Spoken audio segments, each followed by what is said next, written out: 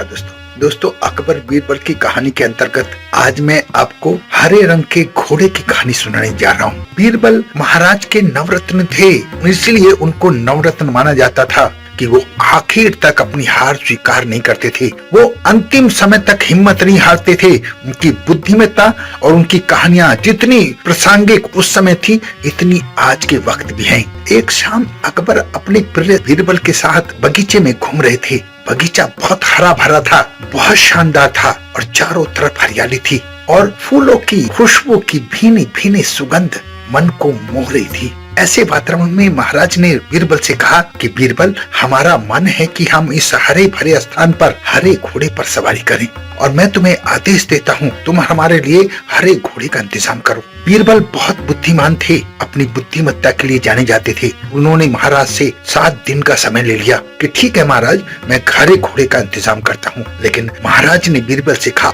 अगर तुम इसको करने में असफल रहे तो अपनी शक्ल मुझे मत दिखाना।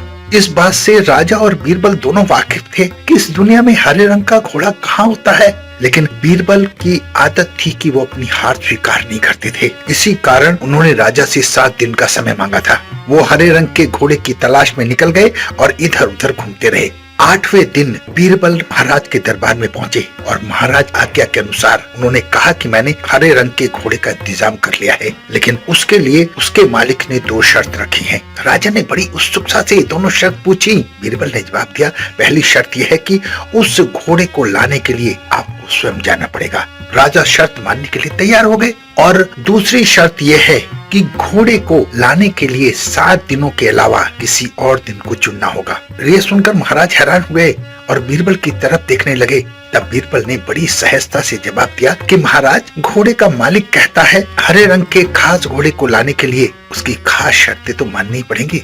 महाराज बीरबल की चतुराई भरी बातें सुनकर बहुत खुश हुए और वो मान गए कि बीरबल को हराना वाकई में बहुत मुश्किल काम है। बीरबल महाराज के नवरत्न थे, इसलिए उनको नवरत्न माना जाता था कि वो आखिर तक अपनी हार स्वीकार नहीं करते थे। वो अंतिम समय तक हिम्मत नहीं हारते थे। उनकी बुद्धिमत्ता और उनकी कहानियां जितनी प्रासंगिक उस समय थी, इतनी आज के वक्त भी हैं। दोस्तों, कहानी हमें ये सिखाती है कि सूझबूझ और समझदारी के साथ नामुमकिन लगने वाला काम भी आसानी से किया जा सकता है।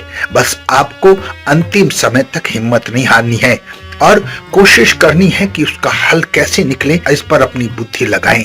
आशा है मेरी बात आपको समझ में आ गई होगी। अपना बहुत ध्यान रखें, हंसते रहें, मुस्कुराते रहें, खुश रहें। धन्यवाद।